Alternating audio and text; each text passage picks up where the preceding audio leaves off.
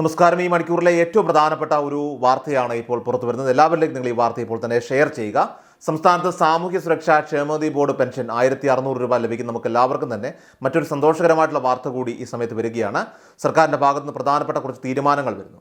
തദ്ദേശ തെരഞ്ഞെടുപ്പിന് മുൻപ് തന്നെ വൻ പ്രഖ്യാപനങ്ങളുമായിട്ട് മുഖ്യമന്ത്രി പിണറായി വിജയൻ്റെ വാർത്താ സമ്മേളനം വന്നിരിക്കുകയാണ്. ഇതിൽ പ്രധാനമായിട്ടും ക്ഷേമ പെൻഷൻ തുക 1600 നിന്ന് 2000 രൂപയാക്കി വർദ്ധിപ്പിച്ചുവെന്നുള്ള വാർത്തയാണ് ഇപ്പോൾ പുറത്തു വരുന്നത്. നിലവിലുണ്ടായിരുന്ന 1600 രൂപയിൽ 400 രൂപയാണ് ഇപ്പോൾ വർദ്ധിപ്പിച്ചിരിക്കുന്നത്. LDF സർക്കാരിൻ്റെ പ്രകടന പത്രികയിൽ പറഞ്ഞിരുന്ന പെൻഷൻ വർധനവ് അത് 2500 രൂപ വരെ ആക്കുന്നില്ല എങ്കിൽ പോലും നമുക്ക് വലിയ ആശ്വാസത്തിന് വക നൽകുന്ന രീതിയിൽ 2000 രൂപയിലേക്ക് പെൻഷൻ തുക ഉയർത്തുന്നത് ഉൾപ്പെടെയുള്ള കാര്യങ്ങൾക്ക് ഇപ്പോൾ തീരുമാനമായിരിക്കുകയാണ്. 2021 നിയമസഭാ തെരഞ്ഞെടുപ്പിൽ തുടർ ഭരണത്തിന് വഴിയൊരുക്കിയ ക്ഷേമ പദ്ധതികൾ ആവർത്തിച്ചുകൊണ്ട് ഭരണവിരുദ്ധ വികാരം ഇല്ലാതാക്കാനാണ് സർക്കാരിൻ്റെ ശ്രമം. നമുക്കറിയാം, സാധാരണഗതിയിൽ ഈ പെൻഷൻ വർധനവൊക്കെ ഓരോ ബജറ്റിലുമൊക്കെയാണ് സർക്കാർ പ്രഖ്യാപിക്കുന്നത്. എന്നാൽ രണ്ടാം പിണറായി സർക്കാർ അവസാന മാസങ്ങളിലേക്ക് കടക്കുന്ന സാഹചര്യത്തിൽ ഇനി വലിയ വികസന പരിപാടികളിലേക്ക് പോകാതെ ക്ഷേമ പദ്ധതികളിൽ ശ്രദ്ധയൂന്നാനാണ് തെരഞ്ഞെടുപ്പ് തന്ത്രജ്ഞരിൽ നിന്നും ഇപ്പോൾ സർക്കാരിനും അതോടൊപ്പം തന്നെ CPM-നും ലഭിച്ചിരിക്കുന്ന നിർദ്ദേശം. അതിൻ്റെ ഭാഗമായിട്ടാണ് ഈ വർധനവെന്നാണ് രാഷ്ട്രീയ നിരീക്ഷകർ ഇപ്പോൾ അഭിപ്രായപ്പെടുന്നത്. തദ്ദേശ തെരഞ്ഞെടുപ്പ് ജയിക്കാനുള്ള LDF-ന്റെ വജ്രായുധമാണ് ക്ഷേമ പെൻഷൻ തുക വർദ്ധിപ്പിക്കൽ. നിയമസഭാ തെരഞ്ഞെടുപ്പ് അടുക്കുമ്പോൾ ഒരു വർധനവ് കൂടി വരുന്നതും സർക്കാരിൻ്റെ പരിഗണനയിൽ ഇപ്പോൾ ഉണ്ട്. ഇത് സാധാരണക്കാർക്ക്, പ്രത്യേകിച്ചും സംസ്ഥാനത്തെ 63 ലക്ഷത്തോളം വരുന്ന പെൻഷൻ ഗുണഭോക്താക്കൾക്കും സന്തോഷം നൽകുന്ന ഒരു വാർത്ത തന്നെയാണ്. സർക്കാരിനെ സംബന്ധിച്ച് അവർക്കറിയാം, അതായത് വോട്ടവകാശമുള്ള പൗരന്മാരിൽ 25% മുകളിൽ വരുന്ന ആളുകളും ഇത്തരത്തിൽ സാമൂഹ്യ സുരക്ഷാ പെൻഷനോ അല്ലെങ്കിൽ വിവിധ ക്ഷേമനിധി ബോർഡ് ആനുകൂല്യങ്ങളോ ഒക്കെ തന്നെ ലഭിക്കുന്നവരാണ്. അതുകൊണ്ട് തന്നെ അവരെ സ്വാധീനിക്കാനുള്ള സർക്കാരിൻ്റെ ഒരു വലിയ ശ്രമമായിട്ട് അല്ലെങ്കിൽ തന്ത്രമായി തന്നെ ഇതിനെ നമുക്ക് വേണമെങ്കിൽ കണക്കിലാക്കാം.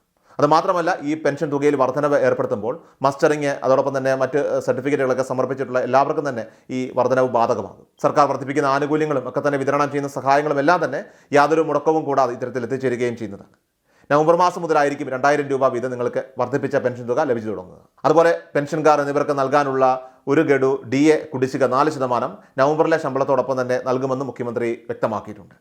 നമുക്കറിയാം, ഇപ്പോൾ ഒക്ടോബർ മാസത്തെ പെൻഷൻ വിതരണം നടന്നുകൊണ്ടിരിക്കുകയാണ്.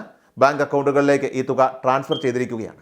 നമ്മളിൽ പലരുടെയും ബാങ്ക് അക്കൗണ്ടുകളിലേക്ക് ഇപ്പോൾ തുക ക്രെഡിറ്റ് ആയതിൻ്റെയൊക്കെ മെസ്സേജുകൾ ലഭിച്ചിട്ടുണ്ടാവാം. പെൻഷൻ തുക ഒക്ടോബർ മാസത്തിൽ ലഭിച്ചവർ തീർച്ചയായിട്ടും നിങ്ങൾ കമൻറ്റ് ബോക്സിൽ ഒന്ന് രേഖപ്പെടുത്തുക. പെൻഷൻ ബാങ്ക് അക്കൗണ്ടിലേക്ക് സ്വീകരിക്കുന്ന 26 ലക്ഷത്തിന് മുകളിൽ വരുന്ന ഗുണഭോക്താക്കൾക്കാണ് ഇപ്പോൾ ഈ തുക ട്രാൻസ്ഫർ ചെയ്തിരിക്കുന്നത്. അതായത് വിവിധങ്ങളായിട്ടുള്ള ബാങ്കുകളിലൊക്കെ ആയിരിക്കും നമുക്ക് പലർക്കും അക്കൗണ്ടുകൾ ഉണ്ടാവുക. അപ്പോൾ ഇതിലേക്ക് തന്നെയാണ് ഇപ്പോൾ ഈ ഡയറക്റ്റ് ബെനിഫിറ്റ് ട്രാൻസ്ഫർ DBT സംവിധാനം വഴിയുള്ള വിതരണം ഇപ്പോൾ നടന്നിരിക്കുന്നത്. അതുകൊണ്ട് തന്നെ ഇപ്പോൾ തുക ലഭിക്കാത്തവർക്ക് വരും മണിക്കൂറുകളിലൊക്കെ ആയിരിക്കും ഒരുപക്ഷെ നിങ്ങളുടെ അക്കൗണ്ടുകളിലേക്ക് തുക ക്രെഡിറ്റ് ആവുക. തുക ലഭിക്കാത്തവർ 2-3 ദിവസം കൂടി നിങ്ങൾ കാത്തിരിക്കുക. 812 കോടിയോളം രൂപയാണ് സർക്കാർ ഇതിനു വേണ്ടിയിട്ട് ഈ മാസത്തെ ഒക്ടോബർ മാസത്തിലെ പെൻഷൻ വിതരണത്തിന് വേണ്ടിയിട്ട് അനുവദിച്ചിരിക്കുന്നത്. ഈ തുകയാണ് ഇപ്പോൾ എല്ലാവർക്കും വിതരണം ചെയ്തുകൊണ്ടിരിക്കുന്നത്. 1600 രൂപ പെൻഷൻ കൈകളിലേക്ക് സ്വീകരിക്കുന്ന ആളുകളുണ്ട്.